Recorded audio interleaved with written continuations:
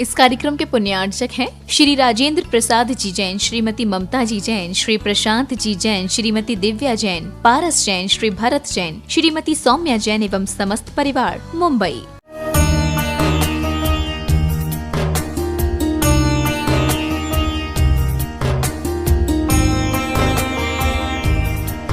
ओम नमः सिद्धेभ्यः। ओम नमः सिद्धेभ्यः। ओम नमः सिद्धेभ्यः। नमः श्री वर्धमानाय निर्धूत कलिलात्मने सालोकानां त्रिलोकानां यद विद्या दर्पणायते। अहिंसा परमो धर्म की महावीर भगवान की प्रातः स्मरणे परम पूजाचार्य गुरुवर श्री विद्यासागर जी मुनि महाराज की जय।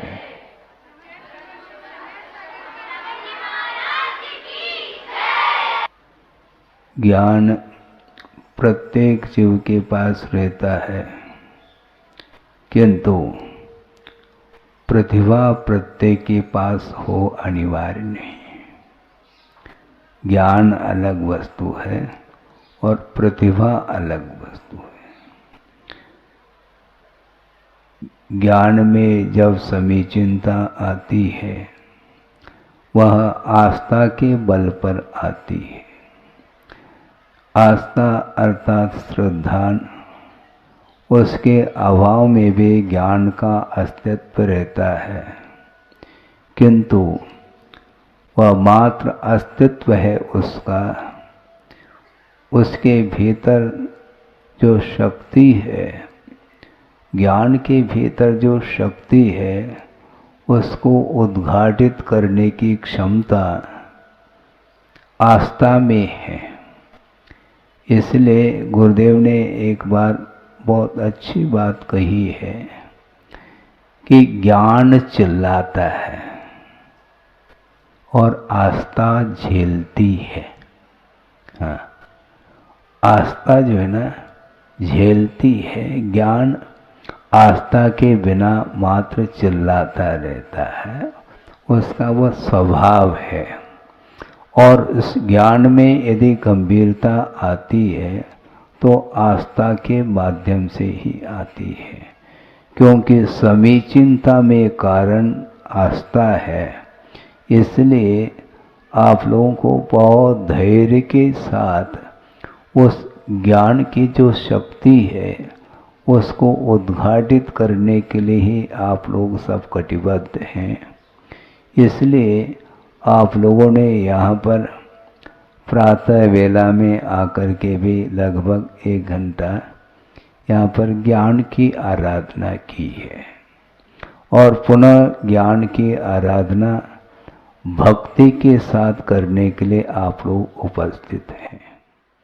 गुरुदेव के प्रति भक्ति आप लोगों ने की है, इसी प्रकार की भक्ति हमें भी करना है और आप लोगों को भी करना है, क्योंकि अकेली एक भक्ति में सामर्थ्य है।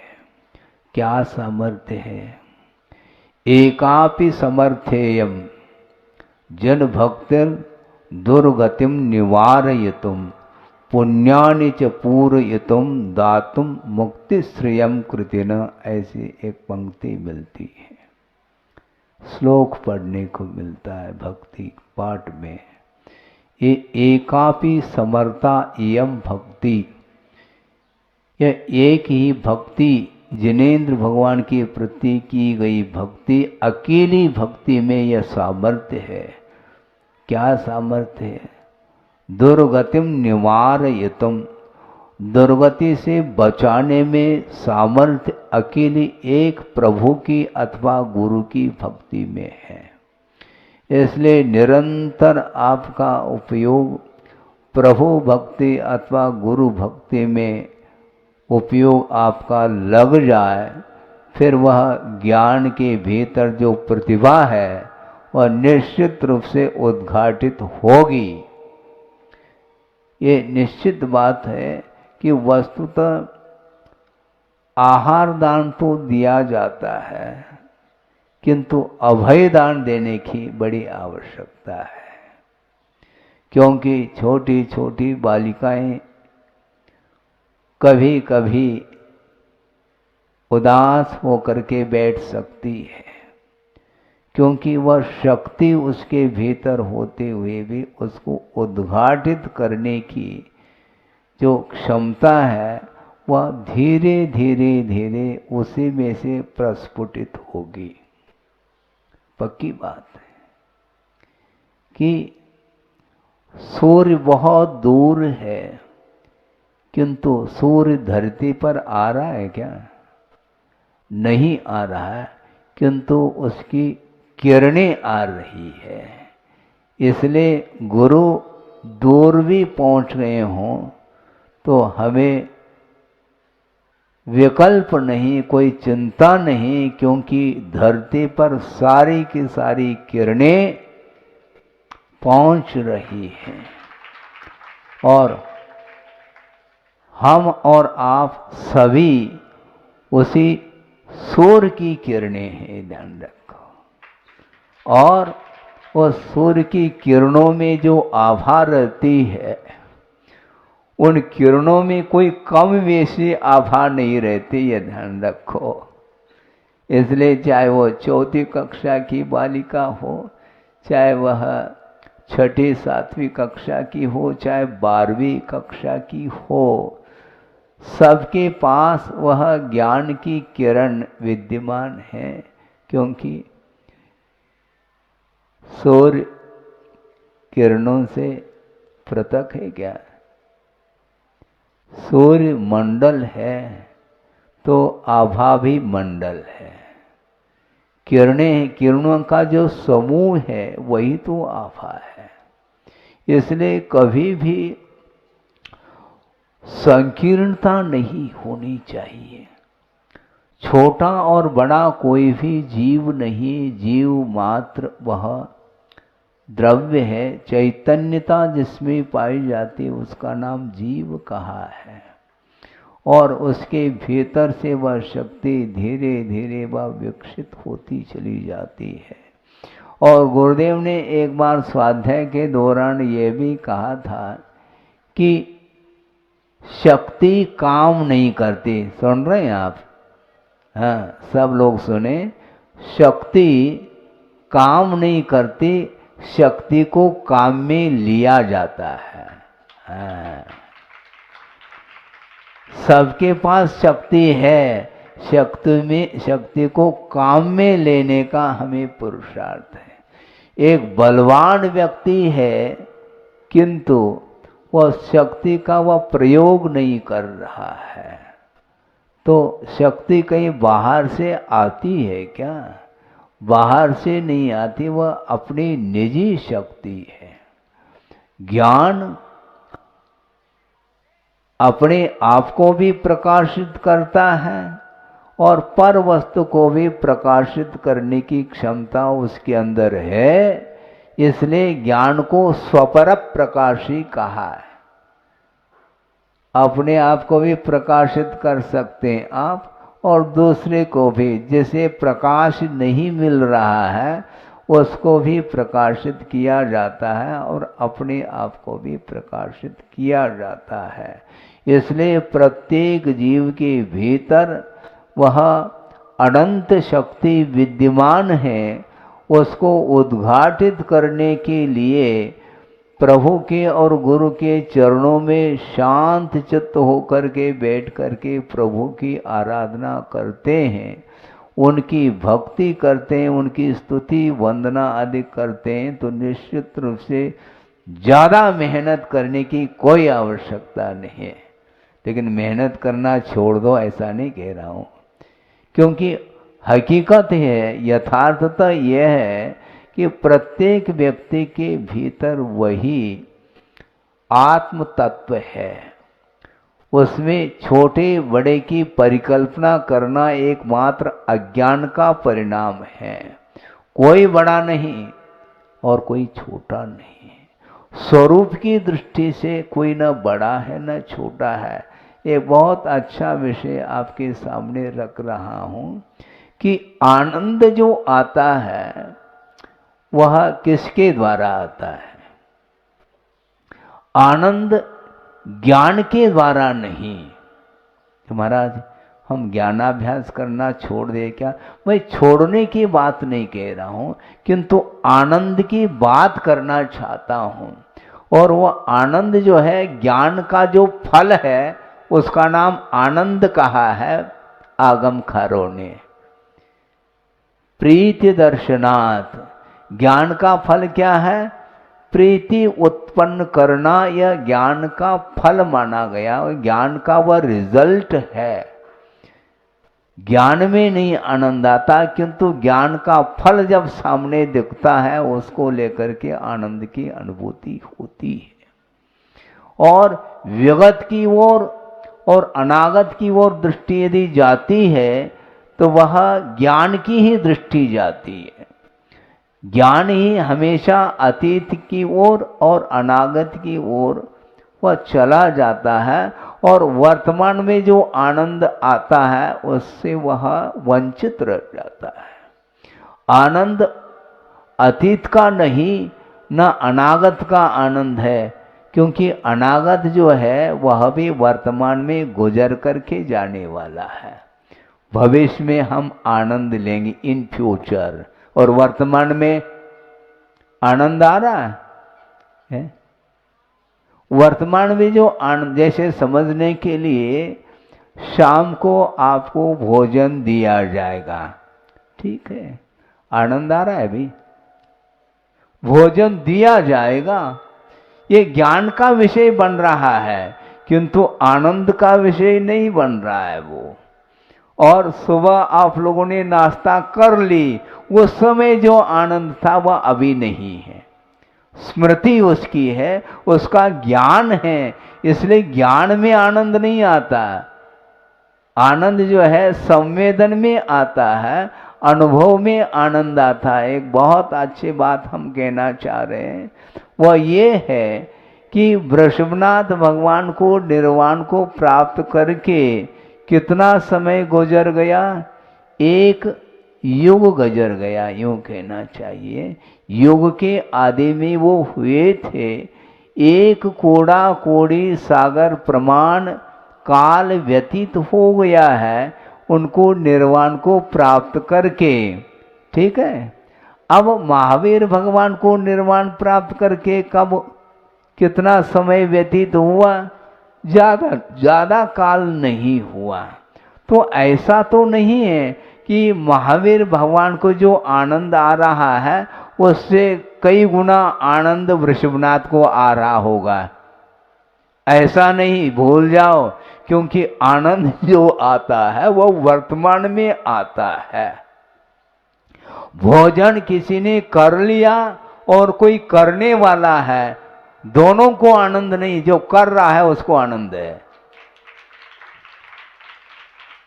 जो भोजन कर रहा है एट प्रेजेंट, उसको आनंद आता है। इसका नाम ज्ञान का फल है। ये इसको बोलते हैं फल।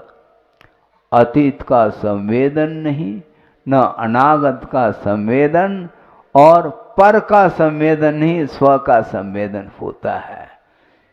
कोई भी छात्र हो उसको आनंद जो आएगा वह स्व का आएगा, भले ही वो कम भी नंबर लेकर के आए, इसमें हमें कोई भी विकल्प नहीं, क्योंकि आज नहीं कल उसके अंदर भी वही विराटता है। अनंत शक्ति जो है वह केवल ज्ञान में है। आज वर्तमान में कोई केवल ज्ञान है क्या? बोलो, नहीं है ना। तो केवल ज्ञान का आनंद ना मुझे है ना तुम्हें है, इसलिए बराबरी पर है, ध्यान रखना, टेंशन नहीं पालना कभी भी। इसको बोलते हैं अभयदान। सुन रहे क्या? नहीं? हाँ, सब लोग सुने, बालिकाएं तो सुन रही, छात्राएं, लेकिन जो शिक्षिका हैं उनको भी इस ओर ध्यान देने की आवश्यकता है। कभी कभी छात्रों के तनाव को लेकर के शिक्षिकाओं को भी तनाव आता होगा, क्योंकि हमने इतने मेहनत की है, पुरुषार्थ किया है, फिर भी वह छात्र अनुपात से जो नंबर लेकर के आना चाहिए वो नहीं आ पा रहा है अथवा फेल होने को है, वो जितना तनावपूर्ण स्थिति में नहीं उससे ज़्यादा तनाव टीचर को होता है। क्यों? क्योंकि महाराज हमारे माथे पर है, हमारे माथे पर है, कथनचित कह सकते हैं किंतु एकांत नहीं है। क्योंकि जिसके अंदर योग्यता जितनी रहेगी उतना ही उसका विकास होता है। इसलिए आप लोगों को पुरुषार्थ तो करना है किंतु पुरुषार्थ की एक सीमा होती है। क्योंकि एक ही टीचर है, मान लो 50 बच्चे पढ़ रहे हैं और 50 बच्चों को किसी भी प्रकार से पक्षपात किए बिना समान रूप से ज्ञान दिया जा रहा है, किंतु लेने की क्षमता जिसके अंदर जितनी होगी उतना ही वह ले पाएगा। पक्की बात है। ज्यादा हो सकता है क्या? मान लो किसी को दूध पिलाना है, एक जग है दूध भरा हुआ, आप पिला सकते हैं? जिसकी क्षमता एक जग दूध पीने की है उसी को आप पिला सकते हैं, ध्यान रखो। और जिसकी मान लो एक गिलास पीने की क्षमता है उसको एक गिलास से एक बूंद भी ज्यादा पिला नहीं पाएंगे। इसको बोलते हैं एबिलिटी, क्षमता, योग्यता, इसी को बोलते हैं। इसलिए योग्यता के अनुरूप विकास होता है, उसकी योग्यता जल्दी से जल्दी उद्घाटित हो, इस भावना के साथ पुरुषार्थ किया जा सकता है, किंतु समय भी अपेक्षित है। आम पकता है, पकेगा, निश्चित बात है, योग्यता उसके अंदर है, किंतु उस योग्यता का उद्घाटन समय पा करके होगा।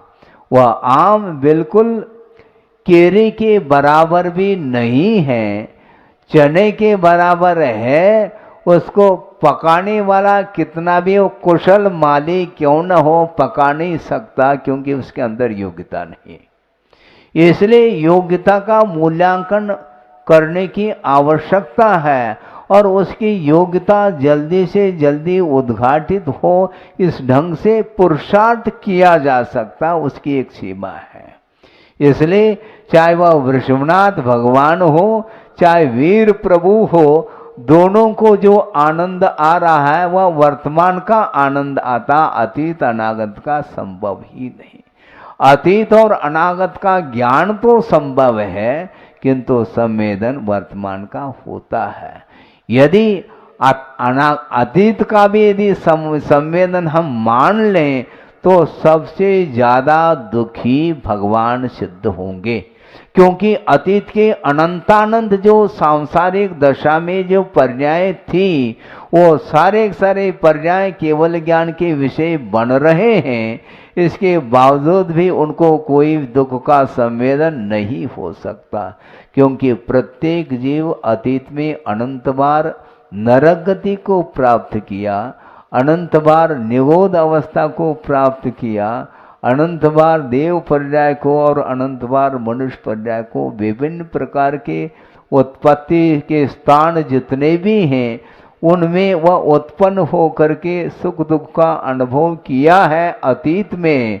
किंतु मोह कर्म का अभाव होने के उपरांत वो सारे पर्याय ज्ञान के विषय तो बन सकती हैं, किंतु संवेदन का विषय संभव नहीं है। इसलिए आनंद जो आता है वह ज्ञान में नहीं, किंतु संवेदन में आनंद आता है, जिसको ज्ञान का फल कहा है। आपको क्या चाहिए? ज्ञान। क्या ज्ञान का फल? हाँ, इसको बोलते हैं आनंद लियो अपने अपने क्षमता के अनुरूप। कभी भी तनावपूर्ण स्थिति में नहीं आना, किंतु निरंतर पुरुषार्थशील बने रहो। हाँ, एक दूसरे के विकास को लेकर के टेंशन में नहीं आना, हम भी वहाँ तक पहुँचेंगे, ऐसा गुरुदेव ने कहा है। इस प्रकार आपको धारणा बना लेनी चाहिए, क्योंकि हम लोग भी आप ही जैसे थे और यहाँ तक गुरुदेव ले आए हैं। लेने की क्षमता हमारे भीतर जो थी उसको उद्घाटित करने का श्रेय यदि जाता है तो गुरु को श्रेय जाता है। अब थोड़ा सा आनंद पा रहे हैं, लेकिन दशा जो थी प्रत्येक व्यक्ति की वही दशा थी। इसलिए हमेशा परिणाम को शांत बनाने का पुरुषार्थ करो। और जो व्यक्ति प्रभु और गुरु की भक्ति में डूब जाता है उसका ज्ञान बहुत जल्दी उद्घाटित होगा, ये ध्यान रखो, क्योंकि यह आस्था का विषय है, विश्वास का विषय है, श्रद्धा का विषय है। सुबह चर्चा चल रही थी, छोटी छोटी बालिकाएं अपने ढंग से साहित्यिक शैली में अच्छे अच्छे साहित्यिक शब्दों का चयन करके बोल रही थी। हम तुलना कर रहे थे अपने आप को, हम भी बोलते हैं लेकिन साहित्यिक शब्द बहुत कम मात्रा में निकल पाते हैं, किंतु शब्द तो निकलते हैं, किंतु शब्दों का निकलना अलग और साहित्य के माध्यम से दूसरा आनंद का अनुभव लेता है। साहित्य के माध्यम से जो आनंद आता है वह अन्य शब्दों के माध्यम से नहीं आता, एक प्रभाव है उसका। लेकिन सभी लोग उसी ओर ध्यान न दें। जो बड़े हुए हैं उनको साहित्य की ओर नहीं देखना, उसके भावों की ओर देखने का पुरुषार्थ करना चाहिए। अन्यथा हम तो साहित्यिक रहे नहीं, हम क्या दे पाएंगे। किंतु साहित्य का जो अर्थ दिया है गुरुदेव ने उसको भी 2 मिनट में आपके सामने रखता हूँ। जो हित से सहित होता है, जो हित से सहित होता है उसका नाम साहित्य है। हाँ, यानी जिन शब्दों के माध्यम से आत्मा का हित हो सके उस शब्द का नाम ही साहित्यिक शब्द है वो, और कुछ है नहीं इसमें। क्योंकि कवि महोदय बैठे हैं साहित्यिक शब्दों में आपके सामने धारा प्रवाह काव्य पाठ करके आपको मंत्र मुग्ध कर सकते हैं, किंतु जिसके पास साहित्य नहीं है वह कैसा होगा। किंतु आचार्य कहते हैं जिस ज्ञान के माध्यम से अथवा जिन शब्दों के माध्यम से, जिन वचनों के माध्यम से आत्मा का हित हो सके उसी का नाम साहित्यिक माना जाता है शब्द। इसलिए हम शुरू से अपने आप में रहे, क्योंकि एजुकेशन तो मेरा उतना नहीं जितना आपका है। 12वीं कक्षा वाले भी छात्राएं बैठी हैं जो कि हम 10th वाले हैं, 10वीं कक्षा पास की है जैसे तैसे, मतलब ज्यादा अंक नहीं। सुनो तो, मैं अपने आप में प्रसन्न हूं क्योंकि मुझे पूर्णांक मिल जाए काफी है। पूर्णांक 9 का अंक होता है, हमें परीक्षा में 9वीं अंक मिल जाए तो आपसे भी मैं प्रसन्न रह सकता हूं, क्योंकि पूर्णता का वह प्रतीक है। और पूर्ण ज्ञान का अर्थ केवल ज्ञान होता है। इसलिए आप लोगों को भी जल्दी से जल्दी पूर्ण अंक मिल जाए तो केवल ज्ञान का अनुभव कर सको। ये भगवान से और गुरु से मैं प्रार्थना कर रहा हूँ कि हमसे भी जल्दी से जल्दी पूर्णांक जो नीचे बैठे हैं उनको मिल जाए, ताकि वह जल्दी से जल्दी वो भी ऊपर उठ जाएं धरती से। धरती से ऊपर उठना खेल नहीं है, क्योंकि धरती का जो आकर्षण है वो बहुत भयानक आकर्षण है। वो मोह मोह रूपी धरती पर चल रहा है संसारी प्राणी, इसलिए वो गुरुत्वाकर्षण उसी को बोलते हैं। नए नए प्रसंग आते हैं आप लोगों के ही पुण्य के उदय से, क्योंकि श्रोता का भी बहुत बड़ा पुण्य होता है, तब जा करके वो भाव, हाँ, भाव आ जाते हैं, नहीं तो बिल्कुल नहीं आ पाते हैं। ये गुरुत्वाकर्षण ये बहुत भयंकर रूप है। पेड़ में फल लगा है, जब तक वह उस डाल से उस फल का संबंध है तब तक वहां पर वह दोलायित है, किंतु जैसे ही उस डाल से उसका संबंध टूट जाता है तो गुरुत्वाकर्षण सीधे धरती पर ही वह गिर जाता है। बिल्कुल इसी को बोलते मोह। मोह के कारण ही संसारी प्राणी अपने आप को उठा नहीं पा रहा है, और अपने आप को उठाने वाला कौन सा तत्व है? मोह नहीं, किंतु मोह के अभाव में जो ज्ञान की परिणति है वही प्रत्येक जीव को ऊपर उठाने में वह सामर्थ्य वह रखता है। ज्ञान के बिना कभी भी उन्नति संभव नहीं है। किंतु कौन सा ज्ञान है? वह वीतराग विज्ञान बोलते हैं। तीन भुवन में सार वीतराग विज्ञानता। समय पर पंक्ति आ जाए तो वह उस पंक्ति का महत्व भी है, अन्यथा ऊपर भी बैठे हुए महाराज होंगे, उनको भी छड़ाला का ज्ञान होगा, किंतु समय पर वह आना चाहिए। तीन भुवन में सार कहा है।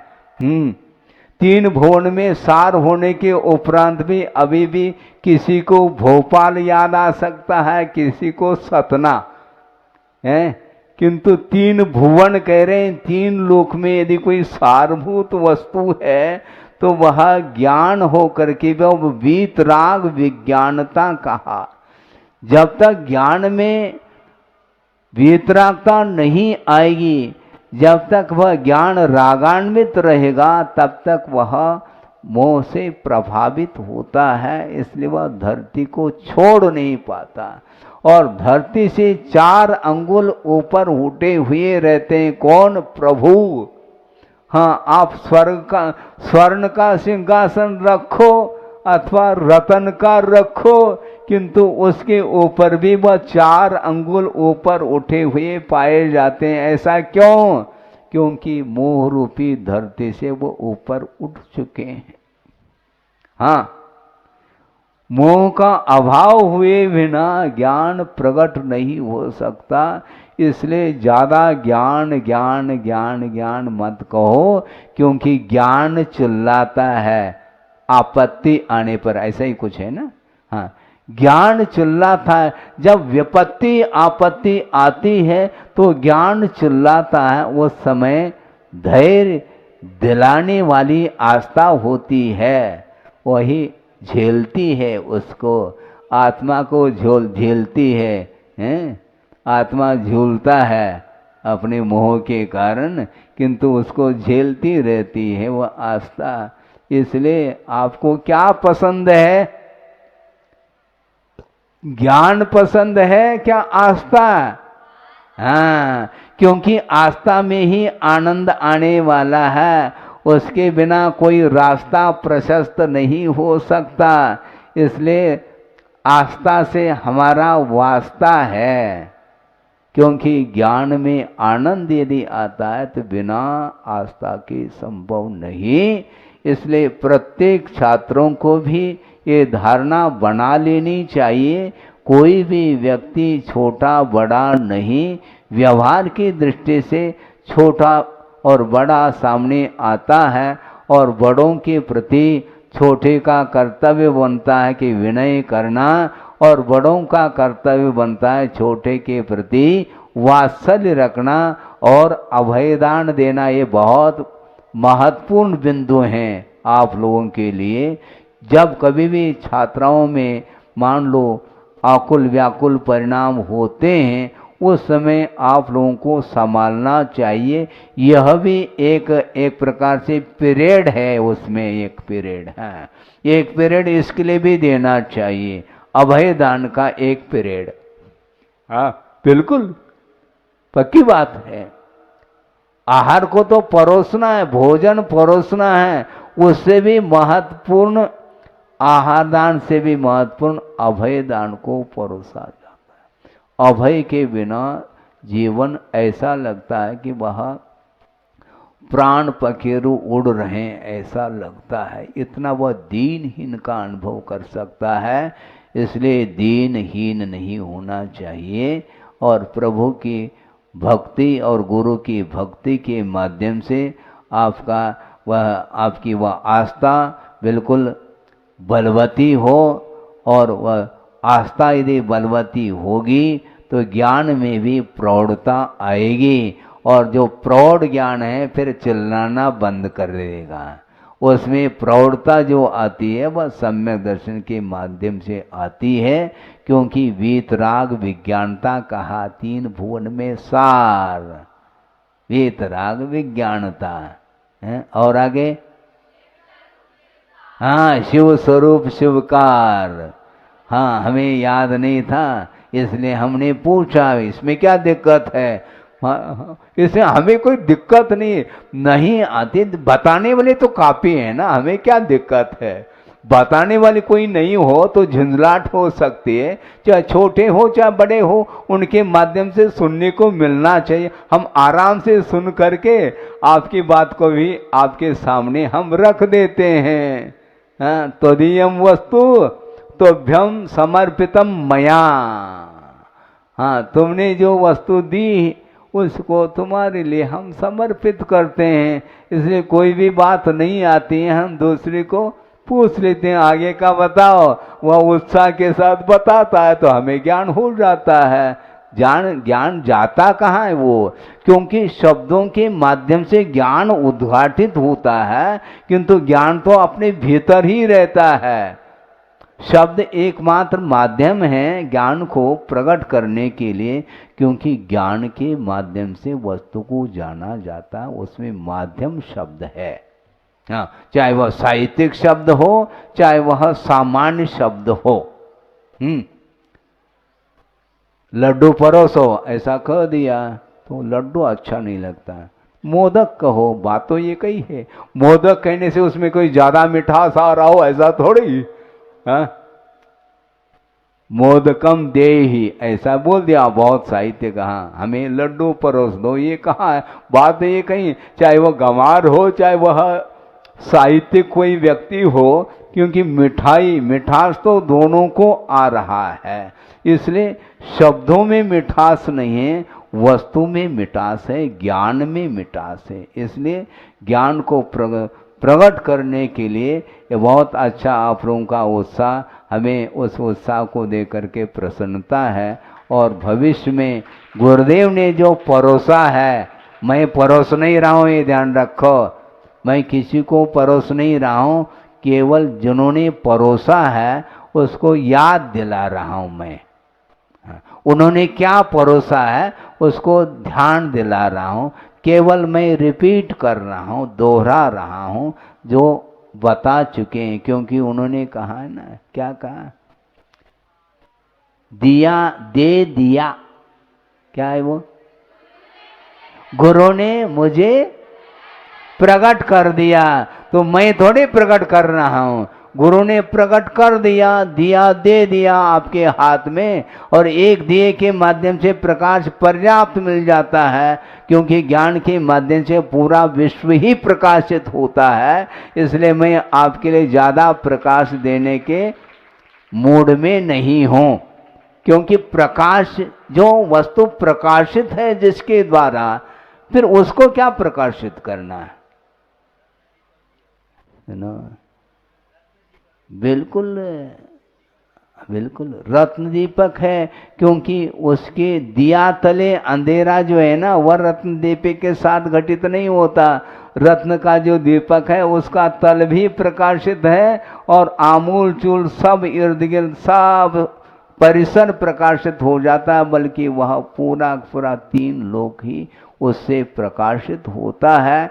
इसलिए गुरुदेव ने जो प्रकाश दिया है, उस प्रकाश में हम भी अपने आत्म तत्व को देख रहे हैं और आप लोगों को भी अपने आत्म तत्व को देखने का पुरुषार्थ करना है। आप भी पुरुषार्थशील बने रहें और मैं भी पुरुषार्थशील बना रहूं, इस प्रकार मैं गुरुदेव से प्रार्थना करता हूं। अहिंसा परमो धर्म की जय। बोधि समाधि परिणाम शुद्धि स्वात्मोपलब्धि शिव सौख्य सिद्धि चिंतामणिम चिंतित वस्तुदाने त्वां वंद मानस्य ममास्तु देवी। परम पूजाचार्य गुरुवर श्री विद्यासागर जी मुनि महाराज की जय।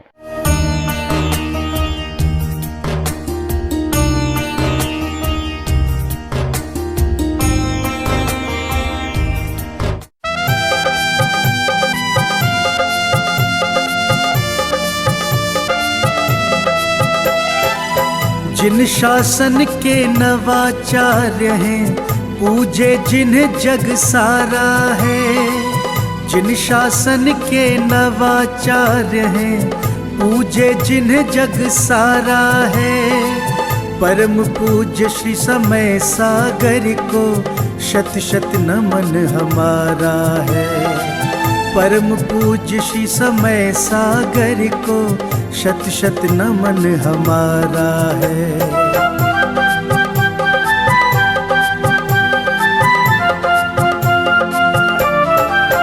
गुरुवर के पावन श्री मुख से जब अमृत की धार झरे, मंत्र मुग्ध हो जाए प्राणी, जीवन का कल्याण करे। गुरुवर के पावन श्री मुख से जब अमृत की धार झरे, मंत्र मुग्ध हो जाए प्राणी, जीवन का कल्याण करे। मोक्षदाहिनी वाणी उनकी ज्ञान की अविरल धारा है। परम पूज्य श्री समय सागर को शत शत नमन हमारा है। परम पूज्य श्री समय सागर को शत शत नमन हमारा है।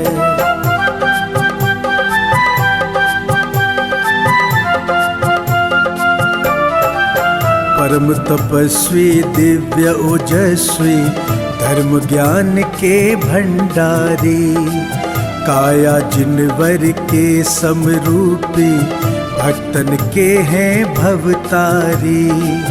परम तपस्वी दिव्य ओजस्वी धर्म ज्ञान के भंडारी, काया जिनवर के समरूपी भक्तन के हैं भवतारी।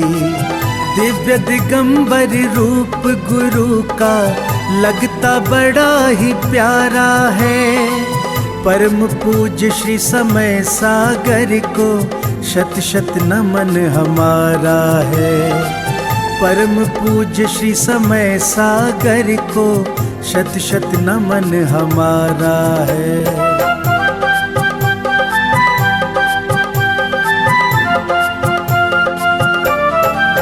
विद्या गुरु की प्रतिमूरत है, उनकी ही परछाई है। वही ज्ञान वाणी और करुणा दिव्यता वही समाई है।